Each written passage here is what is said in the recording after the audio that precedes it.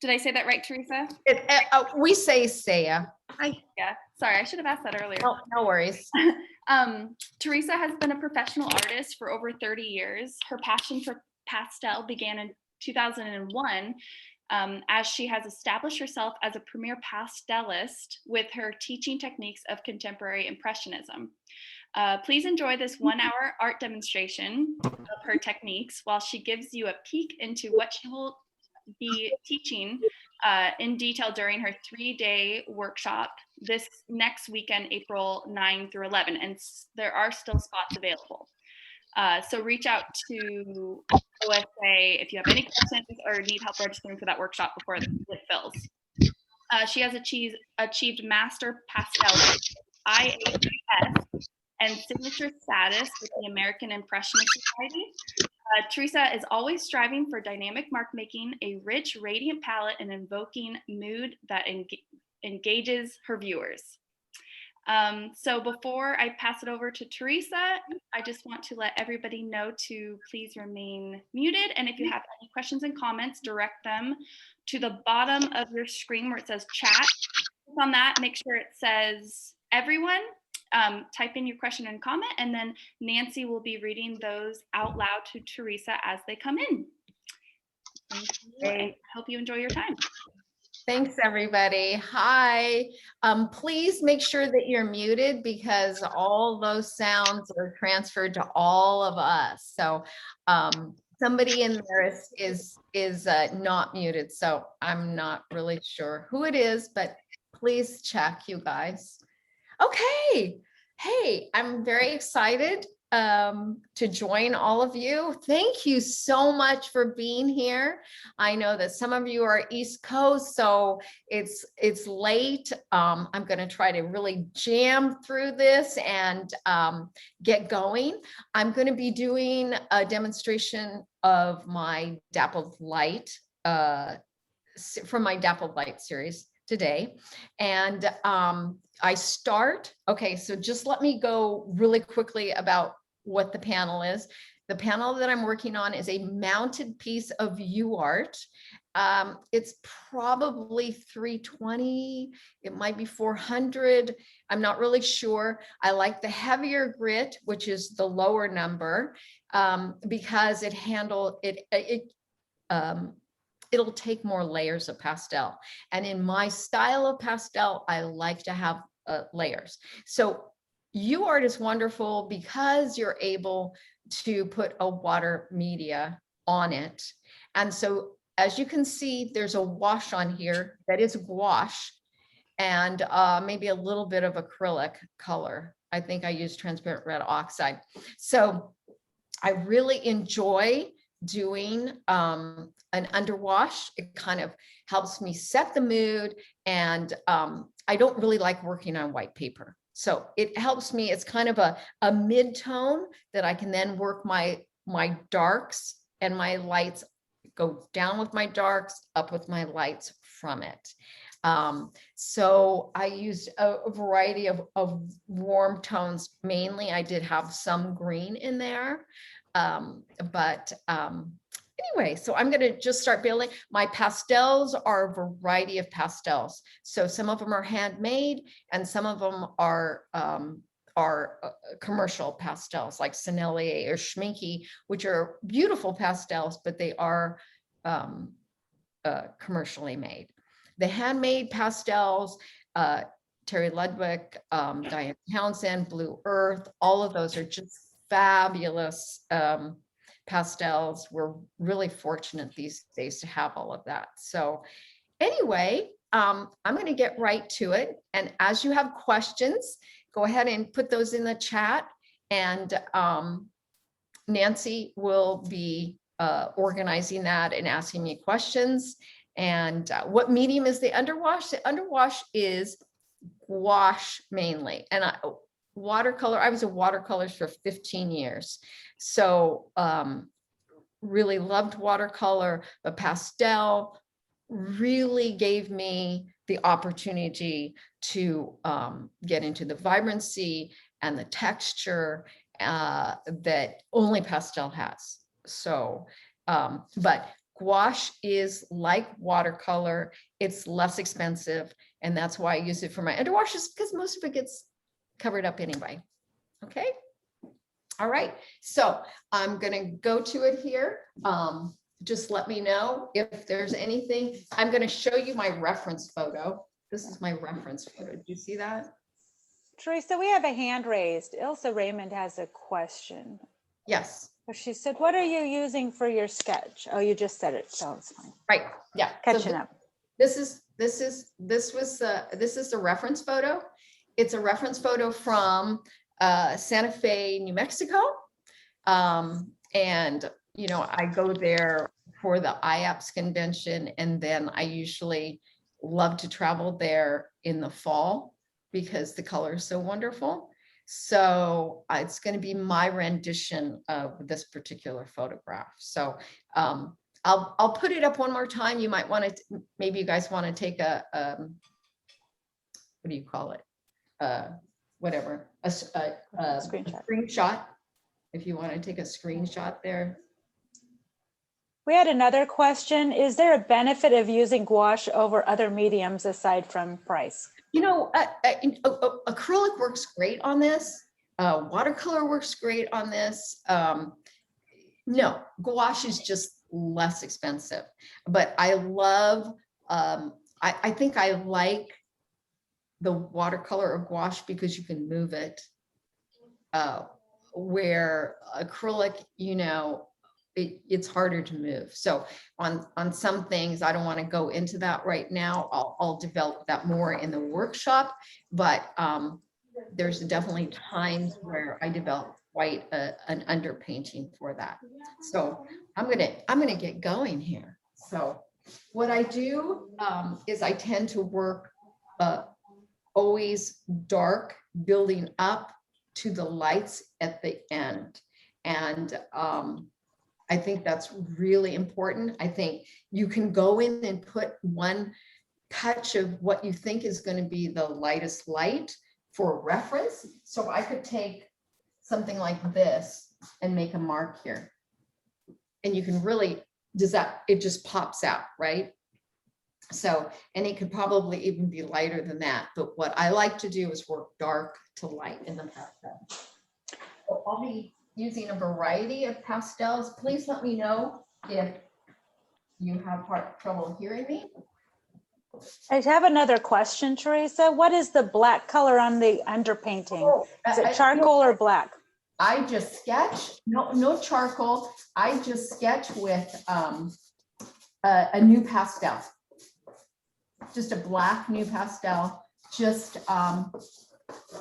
it works great as a sketching thing. You know, I've done it ever since I've started pastel, and it's just like an old buddy to me. So just lay it in, and it gives it that value that I want to make a statement. I want to make a statement at the beginning and get those basic shapes in there.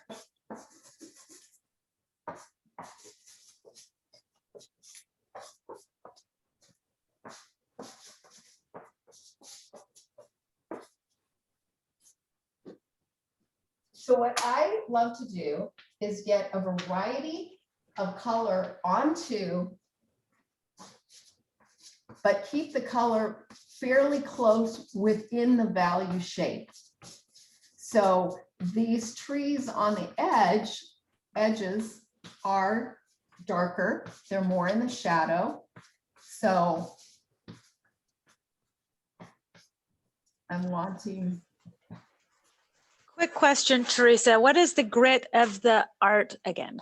Okay, you know what? I'm not positive, but I tend to use the heavier grit.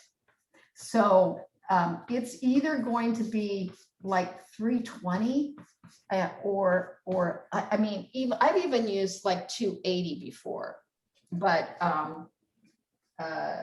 it's either 320. I'm pretty sure most of the time that I order it, and my framer mounts it for me on either gator board, or he mounts it on 8-ply. When I have Dakota Art pastel, do my boards because I'm so fortunate because they're, you know, I live on Whidbey Island, but Dakota Art Pastel is right over in Mount Vernon. And the owner, Craig, is a very dear friend. He and his wife are very dear friends of ours. And they live on the island also here. So, he mounts it when I have him mounted, he mounts it on 8-ply. So again, this is another color that's close in value to the other ones. It's a little bit warmer violet. Are you guys able to see the differences there? Yeah, another couple of questions. Do you use hard pastels first and soft pastels on top? You know what? The softest pastels are typically what I use the last. So Schminke's Blue Earths are just so yummy soft. And so for my brightest bright, that's typically, in fact, this was probably a, this hit of light was probably a Blue Earth. So, but yeah, no, definitely. I don't use a lot of hard pastel. I use new pastel when I sketch in, but new pastel or the other Faber-Castell ones that are hard sticks are fabulous for, they're fabulous for glazing over. So if you have a landscape and you have like a ground plane in the landscape and it's you know, you want to change it and make it maybe more warm. To take one of the new pastels or the Faber-Castells and scumble over what you have there, or Giraud is fabulous.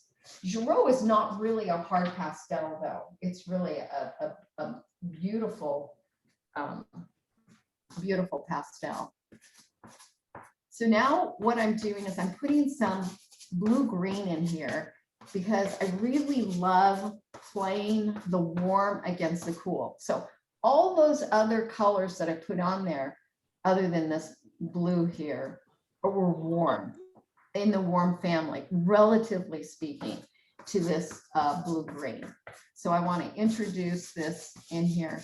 And I'm just kind of having fun playing with it around, putting a little bit down here. Another quick question. What's the clarification of using UArt paper? Oh, UArt paper is a fabulous museum quality paper. Fabulous. And it's a sanded finish that holds a lot of pastel, a lot of layers of pastel. Now, when I'm doing this, as you can see, there's a lot of the underwash showing through still. So I am careful when I'm, you know, I don't have a chosen palette for this. I really enjoy feeling the mood where I'm at during this day and seeing, okay, what kind of mood do I want? What kind of colors are going to exude that mood for me? And so, oh my gosh, I can't remember what I was answering. Sorry, guys. Can you help me out? Yeah, you were talking about the mood. Oh, I was talking about the mood, but why was I talking about the mood? Somebody had asked me that. Somebody had asked me a question. Oh, it was about UArt paper. Oh, okay. So, But I do have another question. okay, go ahead. If you're a beginner in pastels, what would be your first go-to brand of pastels to start with? My favorite, and it's on my supply list, is the Sennelier set of Paris, the Sennelier Paris set of pastels. I mean, they're absolutely fabulous. It's a great beginner set. They're half sticks. A lot of people with Sennelier really Sennelier sticks are fragile, very fragile. And so the half sticks are really wonderful because they hold up better than a lot of the other ones, or the regular Sennelier. So the Sennelier Paris half stick set of 120 is really great. Of course, you need a couple of things. They have a lot of darks. They have a lot of, but it's on my supply list that's up on the website. And, you know, a lot of times, you know, a lot of places, whether it's Dakota or Jerry's Artorama, will have them on sale. But, you know, Pastels is not particularly an inexpensive medium, but it's beautiful and it's really catching on. I mean, it's so wonderful. So many people are really discovering the beauty that is pastel. Pastel is a pure pigment with a little bit of binder. I mean, professional pastels are really fabulous that way. Another question, how hard are you pressing? Okay, so it depends on what pastel I'm picking up. So at certain times, so this one's a little bit harder, so I'm having to press a little bit harder on there to make a mark. And it depends on what kind of mark I want to make. So if I want something with a you know, a clean edge like that, then I'm going to press a little bit harder. When I have a really soft pastel, the like this one here. So this is a blue earth. So with this, I mean, it's just, you're able to just touch it. You can just kiss the surface. That's what I like to say. You're gently kissing the surface in order. Okay, well, another question. I see that you're using an abstract underpainting. Do you ever do a value underpainting instead? Wow, I do all kinds of underpaintings depending on what the subject matter is. These dapple light pieces tend to be a little bit more abstracted. So I'm you know, just an abstracted wash there. But sometimes I'll do, if I'm doing like a big sky with maybe island scenes with the water beneath it, I will definitely focus on, okay, the sky, I want all kinds of wonderful grays in there and some colors. With the water, being put in, I'll put some sort of water in there and color for the water. But yeah, it really depends on what. And during the workshop, I'm going to be doing, every day I'll be doing a different demo on a different subject with somewhat of a different approach. So we'll be able to see all those, you'll be able to see all of those within the workshop. You mentioned to put warm colors against cool colors. Are they the same values? Oh, okay. So in here, these are really close to in the same values. You see that? I mean, if you squinted, you really, when you squint down, you can barely see. But the vibration between the cool and the warm colors really stands out. Hopefully you can see that in there. You're using orange shades of pastels now, is that true? So this is a yellow right now. This is a like a cad medium, if you were painting in oil paints. So I'm just trying to slowly build up the light in the piece.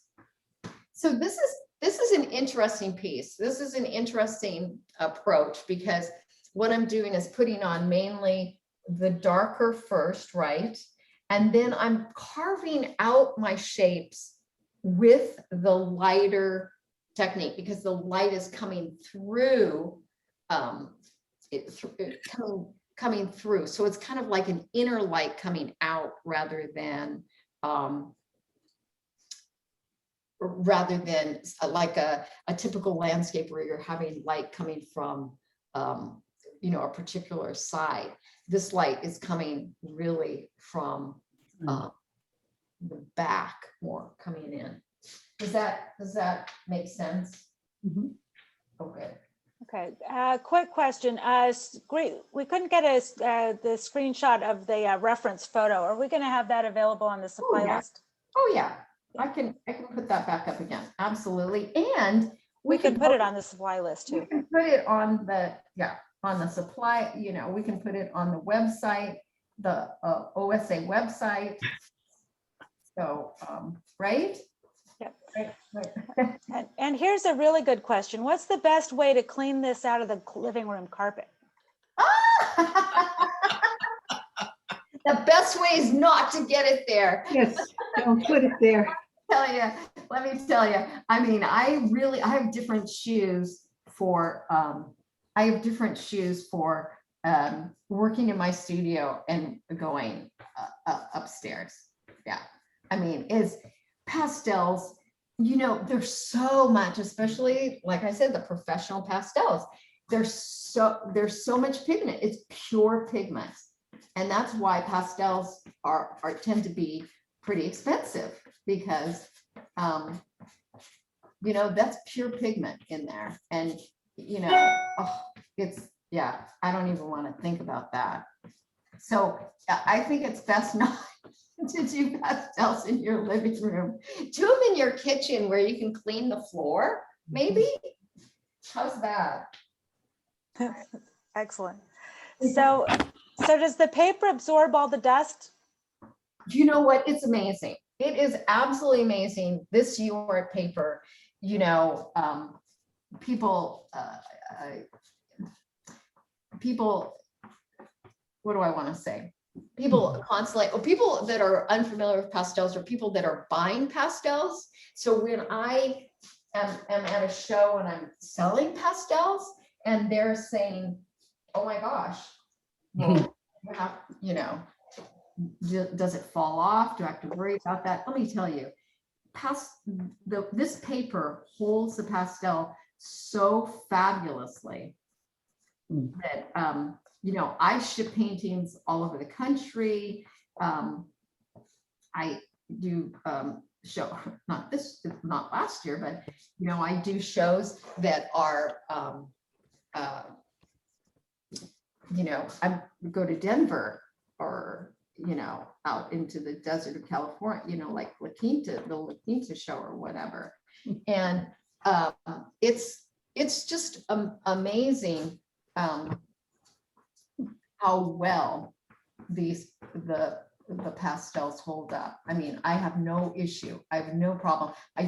My framer uses a spacer, right, for my pastels, so that if there was something, it would fall. Do you guys know what I'm talking about? Yeah.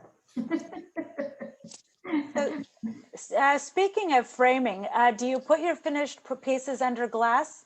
Oh, yes. Oh, always under glass. Do you use a pastel spray varnish? Okay, so what I use, and I'll show that to you really quick here, is, let's see if I can put it up here. Go Fixative. Let me see. Go. This is the only fixative that I use. It's from Switzerland. It is definitely more pricey than a lot of other ones are, but it's really fabulous. I mean, it's just, it doesn't darken the pastel, and it doesn't darken the pastel, and it doesn't, it doesn't dull the lights. It is just a beautiful fixative. Before that, I didn't use fixative. I wouldn't use it. And I got more concerned as I was shipping more pastels, paintings. And so the owner of Craig, the owner of Dakota Art said, hey, you know, Teresa, get over it and you know, use the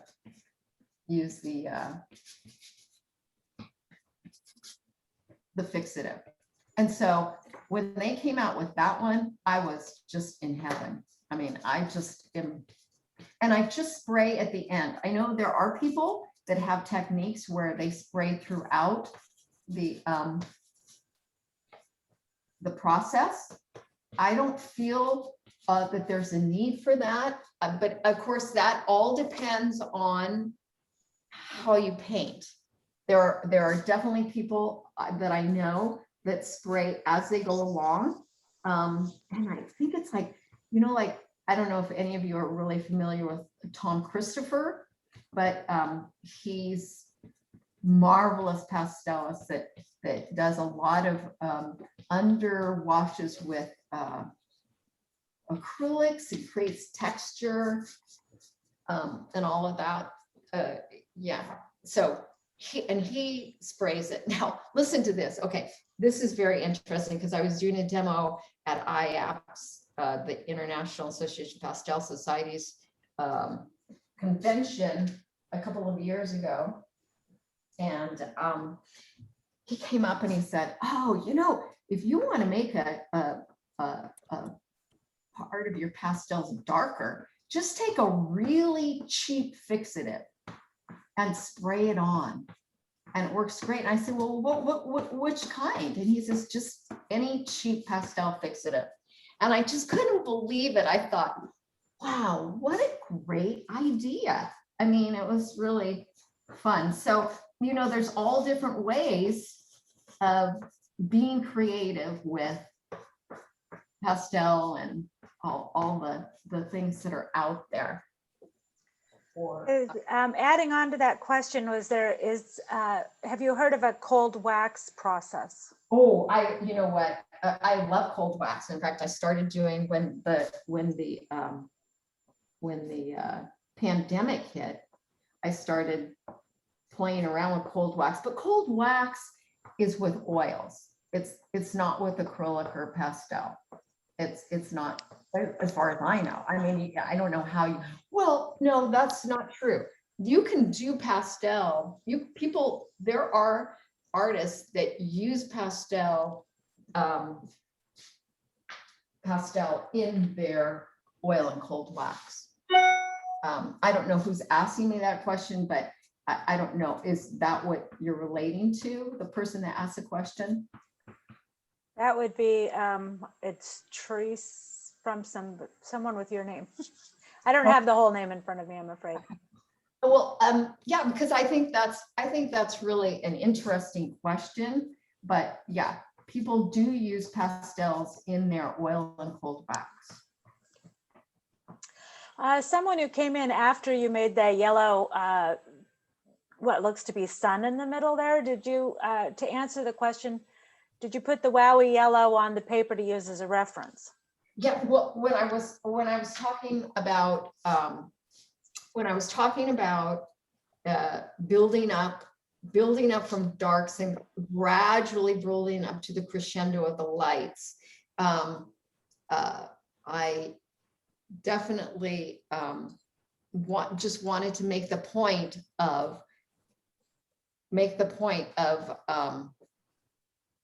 my husband was just about to walk into the room. I'm like, go this way. Anyway, I just wanted to make the point that you could make a mark on the paper to show how light you're expecting to go. Does that make sense? So that's why I made this mark. So there's going to be more marks with that kind of light in them, but I'm building up to that gradually. Okay, and what printer do you have for printing your digital photo references? What printer do I have? Oh, okay. So I have an HP, and though, you know, a lot of times now, you know, I can just put my iPad, I have a roller iPad holder that I can just put my iPad up and have the reference on there, but it's nice to have it. I don't know, you know, I think it's an old habit of mine to hold. I think it's an old habit of mine to hold the photo. It's almost like a security blanket to me. And I don't know why that is, but it is. Okay, what easel do you use? Okay, my easel, I love my easel. I can draw back a little bit and show you my easel, I think.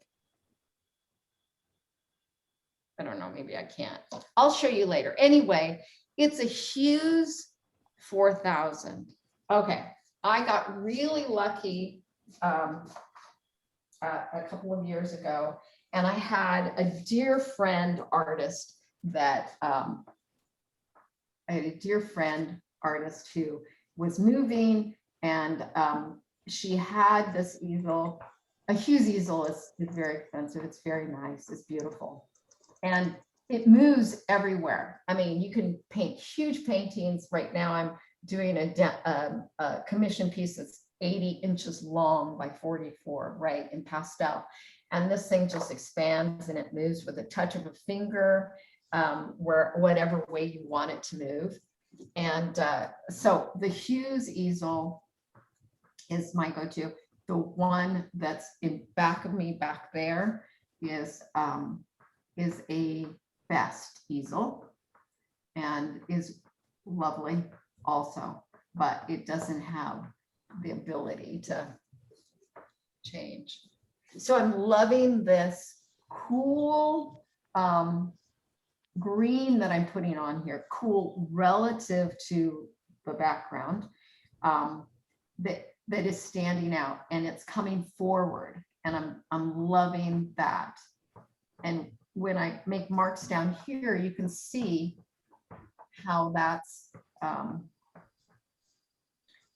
coming forward in the painting. Question, do pastels ever get muddy with your build up of layers? Do your pastels ever, do your pastels ever get muddy with the buildup of layers? Okay, so that's all about, you know, how you're putting them on. And they shouldn't, if you're putting, you know, too much on at a time, and okay, how can I say this? Anything can get muddy. Pastels, watercolors, oils, acrylics, everything can get muddy. So the key is, what I try to do is to make my value statements with a variety of color and leave a lot of tooth left. So you can see all these areas here are the underwash, right? And so I still have, and then even here where I've already put, I can really just lay right over that with another pastel. So if you're putting on, if you're having problems getting muddy, try backing off and not putting so much, not put so much on the paper in the beginning. Wait and wait for it to build up, you know, really have, I want a sense of my composition and my direction before I really start laying on heavy pastels. So at this point in time, I can go back still and add more, make the darks a little bit richer where I want them to be.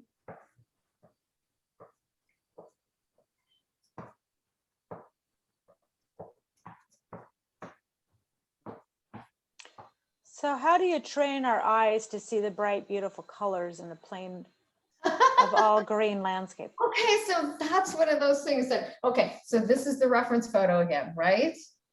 And there's a lot of beautiful yellows in there, but all, you know, all these greens and whatever. And it's the important thing is value. Value, value, value. So as long as the value is correct with your color, then within your value shape, you can put whatever color you want in there as long as it's the correct value. And that's where here, all the side is, or the two sides and the top are really darker values where those lights are starting to pop through, right? And that's really what you want. So looking at, practice. I mean, in this workshop, we'll be practicing taking landscape that is not a great value, not a great color, and making it into something more exciting. So it's just practicing letting yourself go and not feeling as though it has to be just like the photograph. And pastel is such a beautiful medium to do that with. When I was, like I said, I was a watercolorist for 15 years professionally. And I loved watercolor and I did really, really well with it. But having the, being able to go into the pastels and I use strong values and I used a lot of color in my watercolor, but the vibrancy of the medium of pastel is so spectacular. And that's really, it helped me to just break out of all of that. And mark making, the mark making with pastels is so spectacular and it's so spontaneous, and it's, it's a pretty immediate feel that we get with pastel. So how many layers of marks with pastel are possible? 1, 2, 3? And do you mix or blend the colors? Yeah, I don't, one of the things that's different about how I approach it, and there's no right or wrong in art, it's all depends on what the end result is. But I don't tend to blend my pastels, and that makes the color cleaner. So when you're talking about getting muddy, a lot of people, when they're building up their shapes, building up their composition, I think that what happens from teaching, I've seen this, where you don't quite know what to do for the next step. And so you start fiddling with it.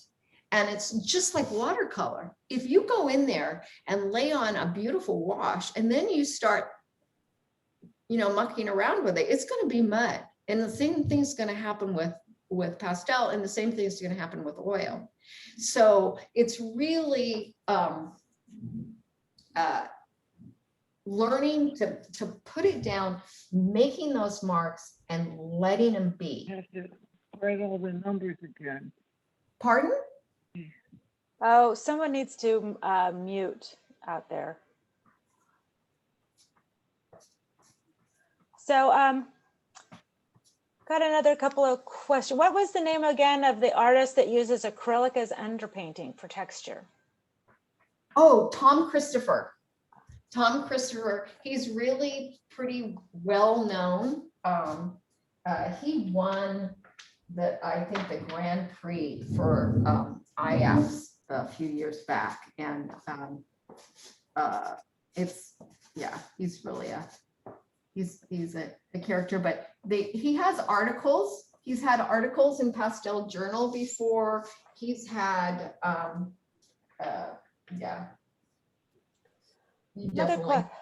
Another question. What pastel did you use at the edges of your borders? I'm sorry, the edges of my. Yeah, this is Judy Yeager. What pastel did you use at the edges of the boulders? So this one, this color, the light color or the dark? The dark. The dark is probably the new pastel, I think. I think that's probably what it was. And so at this point in time, typically what I do is I'll go in and clean up some of those darks and make them. And I don't, normally what I do is I'll put them in, but then I'll go back. So I can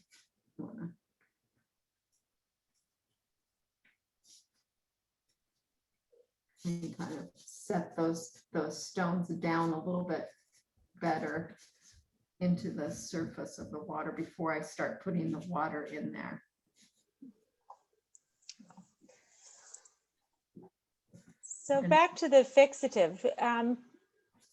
If you want to keep your piece light fast, doesn't the fixative need to be archival too?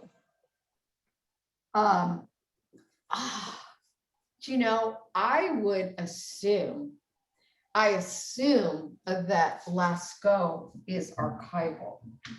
I haven't read the label for a few years, so I don't know that. But if you're okay, and I use one coat of it, and it doesn't change anything. It doesn't make it darker. It doesn't dull down the colors. It doesn't do anything. And I mean, I've been using it probably for 8 years now, which is not that big a length of time, but I would assume that that it's fairly archival. But you can do some research on, I would say do some research and find out, what they say about that. I would, who would be really the best person to find out about is Craig at Dakota. I mean, he's such a wealth of information, and if he doesn't know the answer, he'll find out the answer, or he'll direct you to where you can find out the answer. But I would think that I just assumed that it would not damage the pastel at all. But if you're worried about that, don't use any fixative. I mean, if you're working on La Carte paper, or they have this new paper out. It's called Lux, Pastel Lux, Lux, and it's made in France, and it's just spectacular. I mean, it's beautiful paper. Unfortunately, they don't have it. It should be coming out soon in rolls, because when I buy paper, I'm buying it in a roll, and then my framer mounts it onto the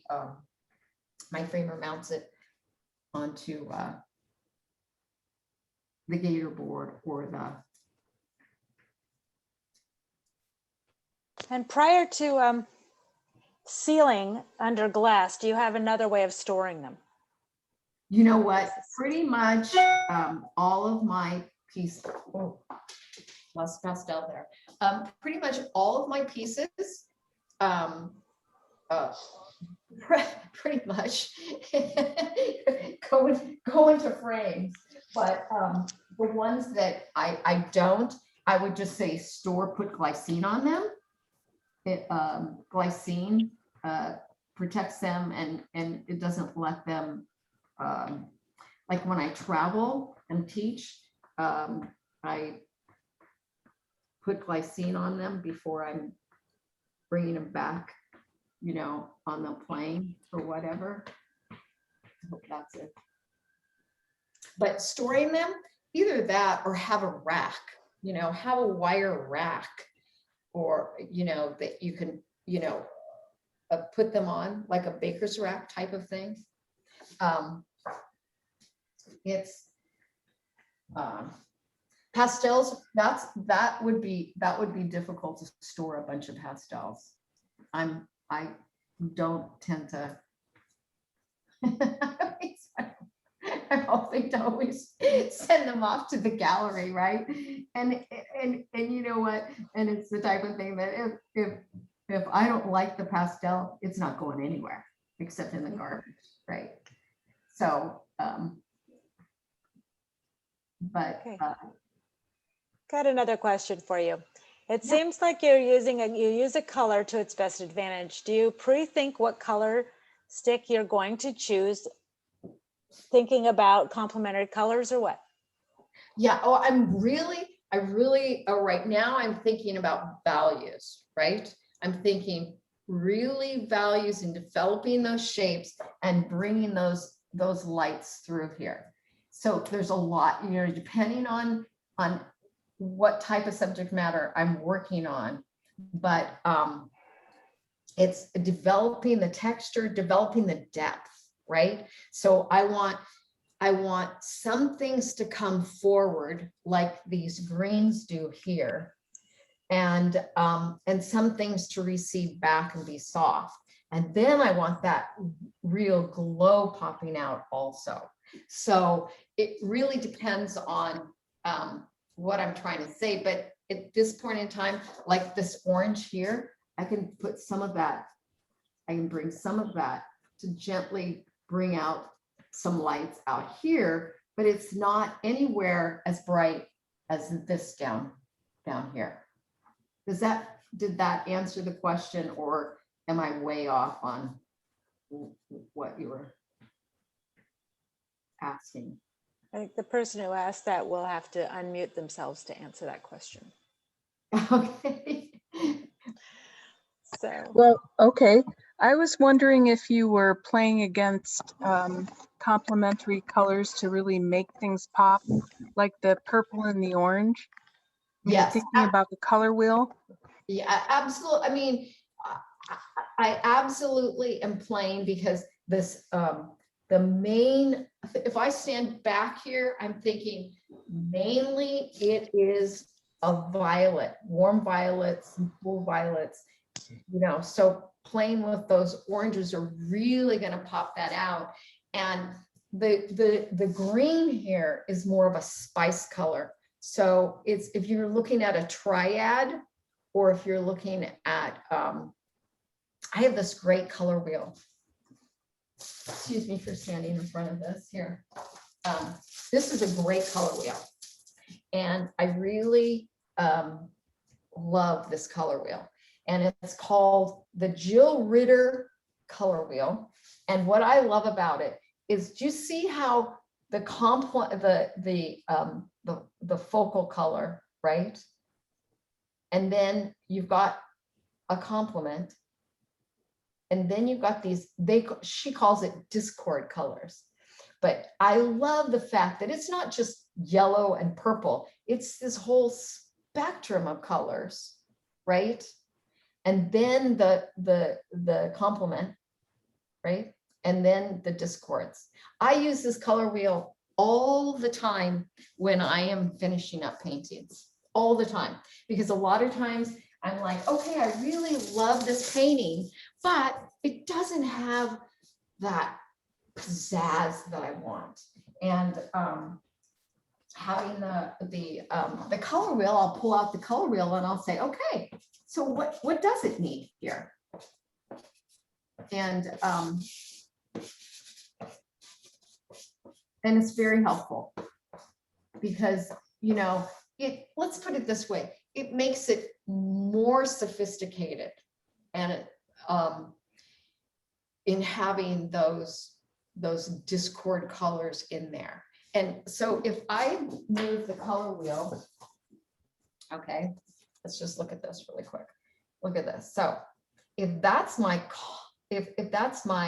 main colors in there, right? And I can even go to that, look at that. And then you've got this, then you've got quinacridone red, and you've got this kind of a leaf green with a little bit of yellow. But yeah, I mean, I really like this. And I can add that, actually, we can add that to the supply list so that you'd be able to see that. I'm being asked if you're putting in sky color. Pardon? Are you going to put in a sky color? You know what? I'm trying to decide on this because I could, and it just just not quite sure whether I want to, because at this point in time, you know, there is sky in the photo, right? There is sky in the photo, but it will change the dynamics of the painting. Well, you know what? Why Let don't me you show us the photo again real quick? Okay. There you go. You see that? Mhm. So, I mean, I could, it will really, because it's a very intimate painting right now, right? It's a very, I call it an intimate painting. If I put a sky color in, let me just grab a sky color here and put this in here. So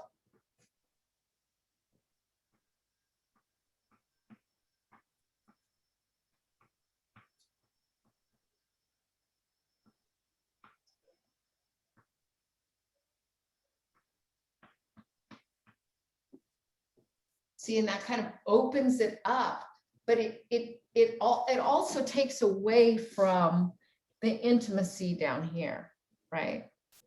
So yeah, you know, I like it without. I might have a little bit of that in there, but it isn't something that That you want to do. I'm anxious to have in there. Yeah. But I do want to. I'm going to work on the water a little bit here. I don't know how much time I have left here. Oh, you have about 10 minutes before Okay. Q&A. So do Okay. you think about the time of day when you're painting? For this is late afternoon. Yeah, I do. No, I absolutely think about the time of day, because that's all about the mood. You know, what kind of mood do I want to stay? Do I want to evoke in the painting? And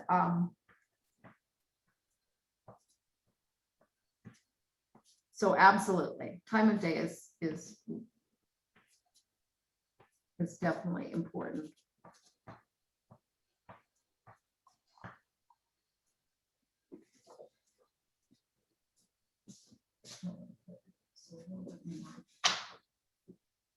This on here. So eventually, when I would be working on this painting more, I would be putting more of some of the warms down onto the rocks down here. I'll be bringing more of the warms. I love, this is all wash here in this area. I absolutely love that. So, because it works so well with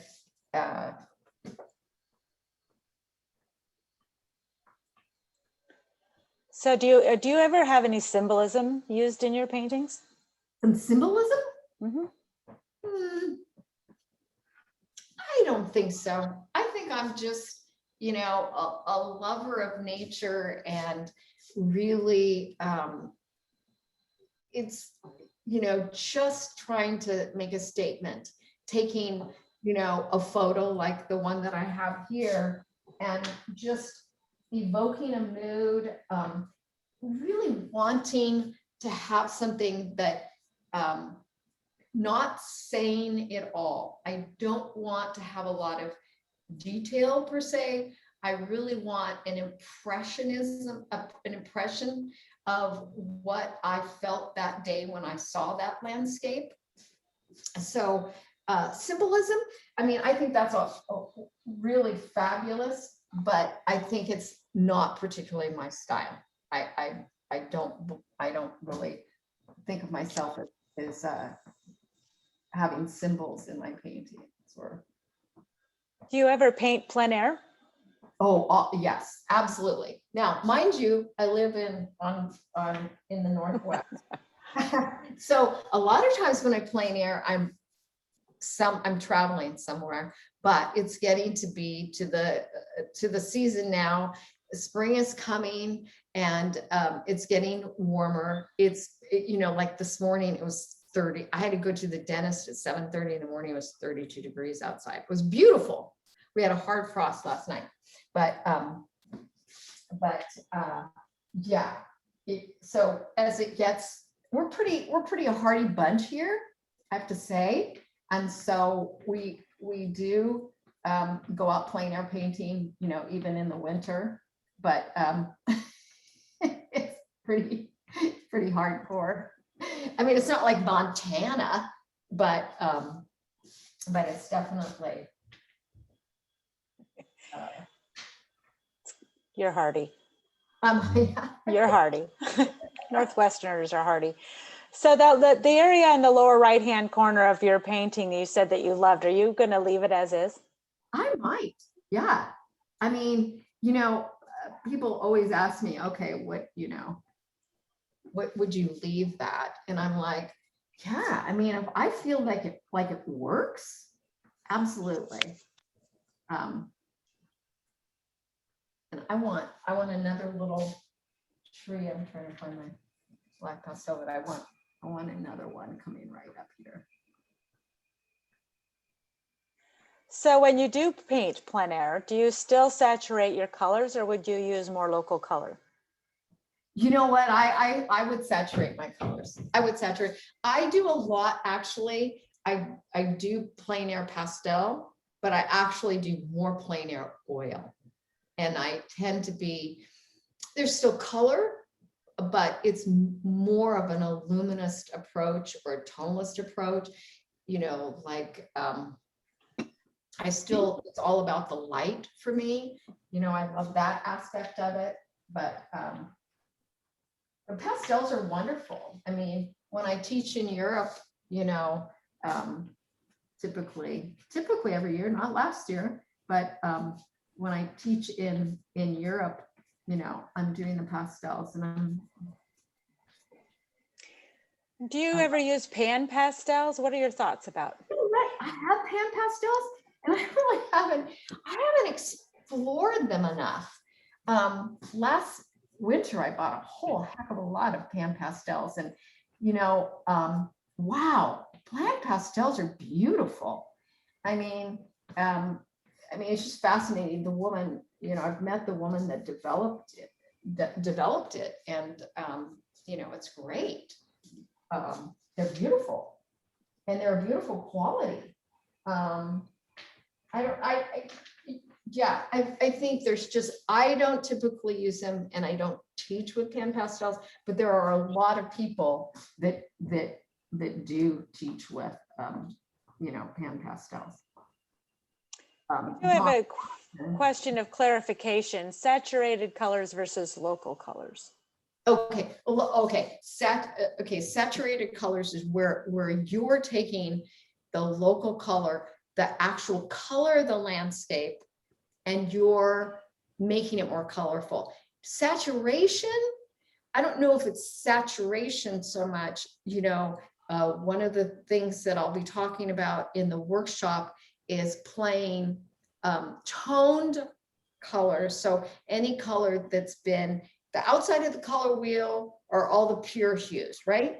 And as you go in, either adding black or the complement, you're becoming a tone color. So one of the ways of really, making the painting pop is playing the, so this is a pure note of color, right? These are pure notes of color. And there against all these other ones are somewhat toned. I know that doesn't seem correct maybe to a lot of people, but it's true. This is a pure note. So let me get a pure note of yellow.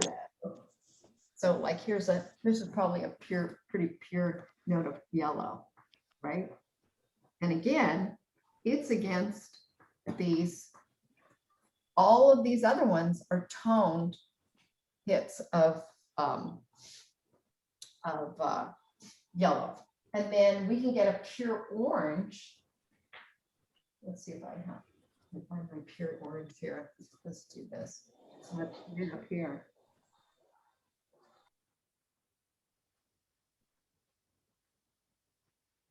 And put it next to this. Oops, sorry. Press this a little piece here.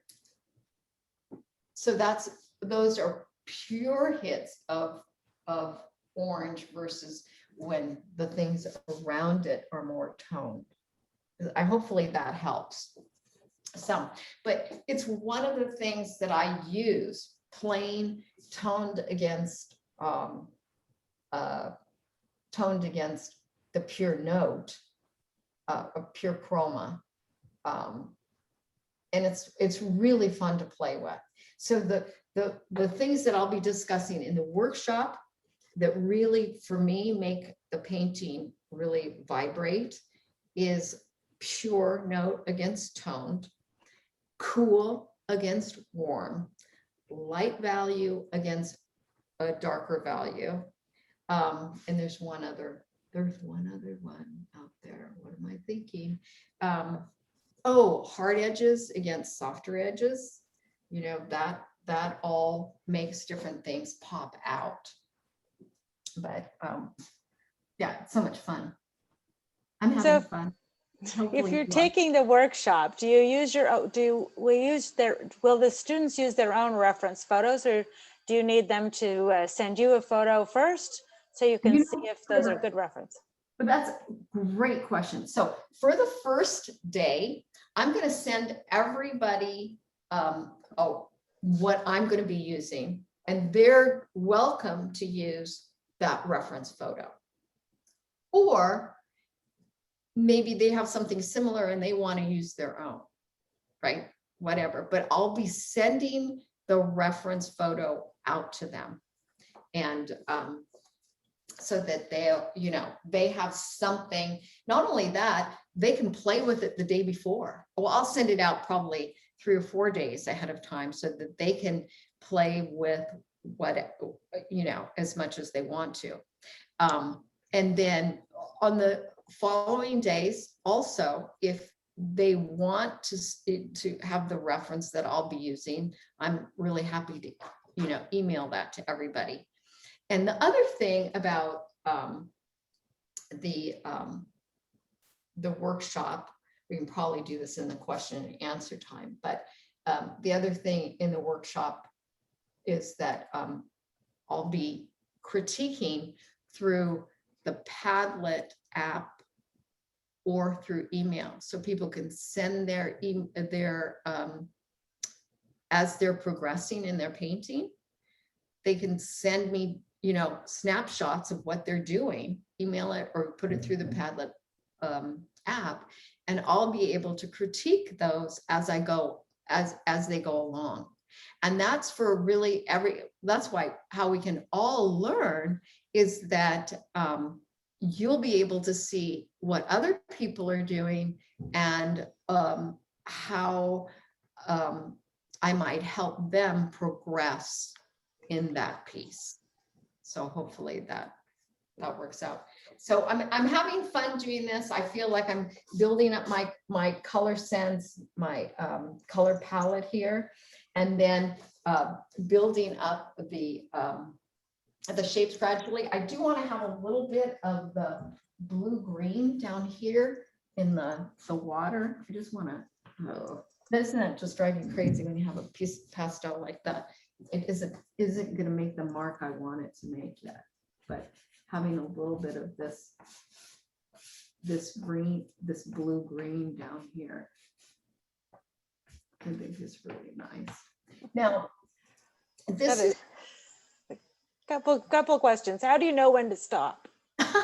well, you know what? This is a 1-hour demo, right? So I'm getting to this point, but there are all kinds of things that I can finesse with this painting to, you know, make it better. And I want to bring more of these secondary lights back through here. But, you know, it's the type of thing I don't typically paint all the way through a painting. I'll get it a little bit further than this typically, and then I will just set it aside and start another painting.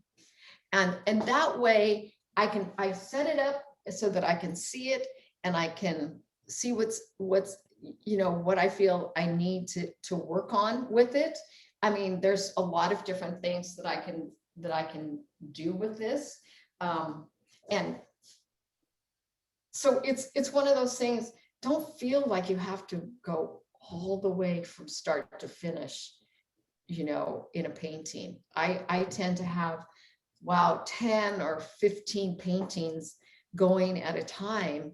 And then as as I get closer to a show or a deadline date, then, I'm going back and really finishing a painting. But each day when I come into the studio, I walk around and look at all the paintings that I'm working on. And I'll go, okay, I want to work on that. I know what I want to do to finish that painting. So then I'll go in and work on that painting. So, but I don't like to, I guess I don't like to really, I like it to just kind of simmer there and it'll kind of pop out. One of the things I wanted to say is these trees that are really black, I'll end up putting warm notes on them, right? When I finish them, I'll put, this is kind of a purple color, but because I don't want them, too harsh within the landscape. And in fact, I really like these ones that are kind of a broken color here. And then I can also go in and have some of the trees hit by the light. So there's all kinds of things that I can play with within the landscape. But right now it's pretty abstracted up here, and I'm, we'll start building up a little bit more so you have a little bit more form. But yeah, just slowly building up. I want to have a little bit of violets, more violets into the ground plane here also. And then I can also bring some really hits of, let's see how this would work. Let's see what color this is here. I do have a question in consideration of the time difference. There's a question from Germany. When are you coming to Europe? Oh, you know what? Actually, well, I probably not until next year. Probably not until next year. But the great thing about Zoom is that people can take Zoom workshops,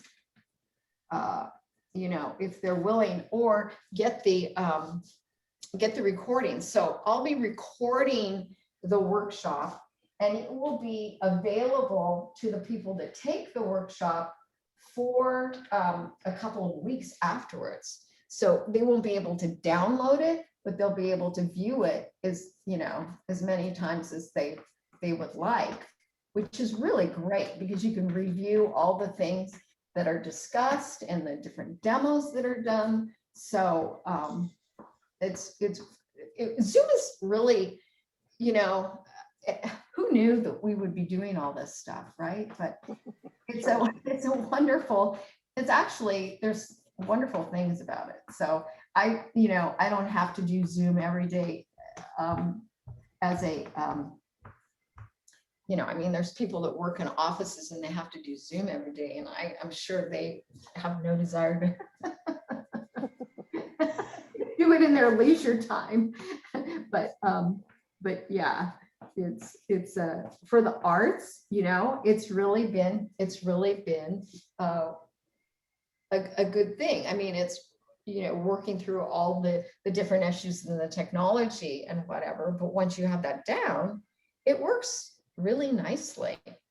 And I feel the one thing I was testing out for a couple of girlfriends about a month ago or something, a fellow artist, and we got on a Zoom call, and I said, okay, this is my setup and blah, blah, blah, blah, blah. And they said, well, aren't you going to demo? And I said, okay, all right, I'll demo for you. And they were like, oh my gosh, this is better than being in that part is better than being in an in-person workshop, because you're able to see, like, right there. Usually you're, 10 feet away or whatever, trying to look at what the artist is demonstrating. And with Zoom, we're like right here. You can see, every stroke that I'm making, and yeah, there's good things about it. Yeah, it is. It's good. There's quite a few people that would like to see the finished painting. Oh, okay. Well, what I can do, you mean when I do finish it? Or Yeah, maybe it'll be on your website, or because Oh, yeah. you say you're not done now. You know, Because no. everyone loves it the way it is. Oh, good. Oh, good. I'm glad you're enjoying it. Thank you. You know, that's the one thing about Zoom is you don't get the real input like, oh yeah, no, it's looking good. But I will definitely share it, and I can put it up on my website, and I'll post it on like Instagram or Facebook or something, whatever. But the website is the best to go to. And if I get it done by next weekend, you know, I'll get it, you know, I'll get it posted as soon as I do. How's that? Sounds wonderful. So otherwise you'll put it on drying racks, or what? The storage question popped back up again. In my studio, I have railing with those kind of wire hanger things, you know, and so I can just clip my paintings all over the place. I did learn, this is true, I should have taken a picture of it when it happened, but I did learn not to set my paintings on the floor. Like lean them up. So I had a Roomba, right? One of those robot things. And I was doing a 30 by 30 painting.